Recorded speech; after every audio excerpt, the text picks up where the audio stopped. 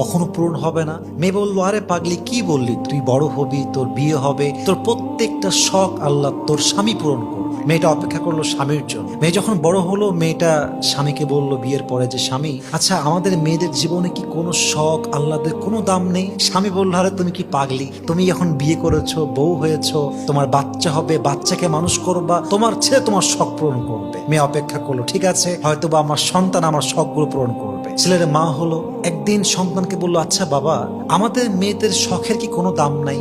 আমাদের আল্লাহদের কোনো দাম কি পৃথিবীতে নেই?